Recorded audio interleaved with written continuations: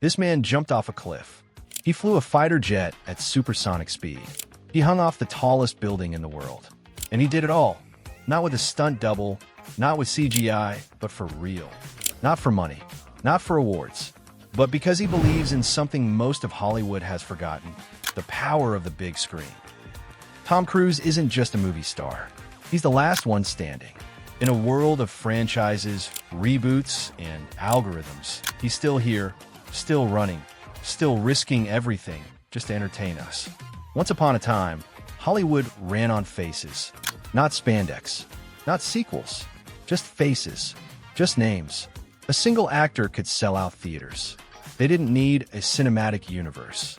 They were the universe. The term movie star meant something. It meant trust. It meant charisma. It meant, I'm buying this ticket because that person is in it. In the 90s, stars like Will Smith, Julia Roberts, and Tom Hanks didn't just act, they defined pop culture. But today, audiences trust brands more than people. Marvel, Star Wars, Fast and Furious. The character is now more important than the actor playing it. Except one man, Tom Cruise. He didn't just survive this shift, he dominated it. It started in 1983 when a young Tom Cruise danced across the floor in his socks in Risky Business. One scene, one smile, and America was hooked. Then came Top Gun, the jet engines, the Ray-Bans, the volleyball scene. Cruise wasn't just a star. He was the face of American cool. But he wasn't just a pretty face. He went deep.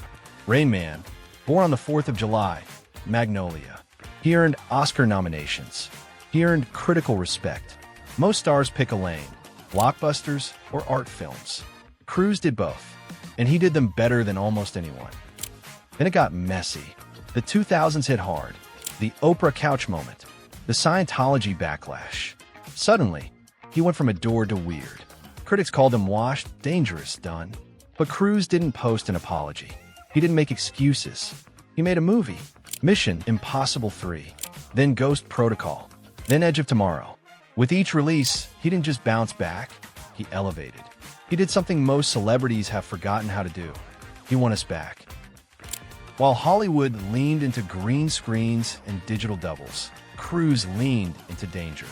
He jumped from planes, dangled from cliffs, flew helicopters himself, drove race cars himself, held his breath underwater for over 6 minutes, hung off the side of a real airplane. During takeoff, he's not playing a superhero. He became one. Behind every jaw-dropping scene is a year of training, months of planning, and a mindset that refuses to take shortcuts. That's not just action, that's philosophy. Cruise doesn't just make movies. He makes experiences. And we feel it. When the pandemic hit, movie theaters flatlined. Studios panicked. Warner Brothers rushed to HBO Max. Disney pushed everything to streaming. Audiences moved on. But Cruise? He delayed Top Gun, Maverick. Not once. Not twice. 5 times. Why? Because he believed one thing. Movies belong in theaters. And when it finally dropped, it didn't just do well. It dominated. $1.5 billion at the box office. Critics loved it. Fans felt it. Gen Z, boomers, film bros, everyone showed up.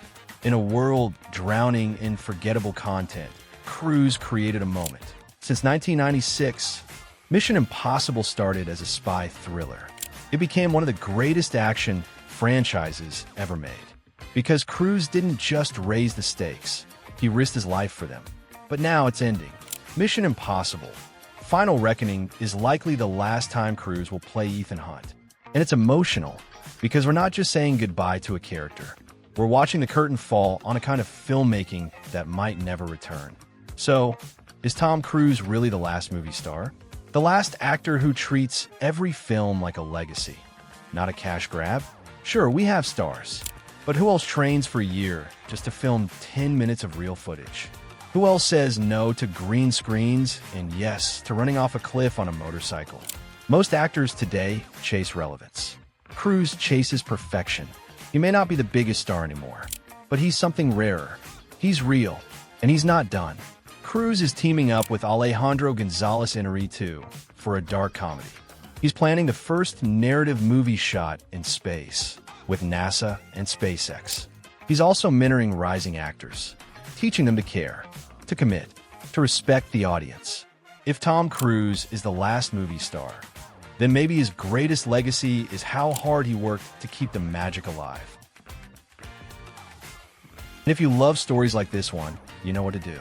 Subscribe. Stick around. We've got more stories to tell.